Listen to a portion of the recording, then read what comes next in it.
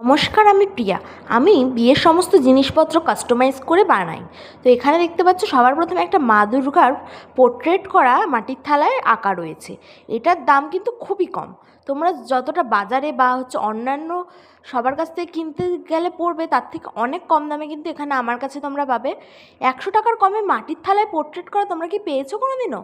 তুমি কিন্তু আমার কাছে পাবে। তারপরে আমি এখনও দামটা বলবো না, ঠিক দামটা আমি পরে বলে দেবো। এখানে দেখতে পাচ্ছ একটা কুলো, এটা পোর্ট্রেট করা কুলো রয়েছিল।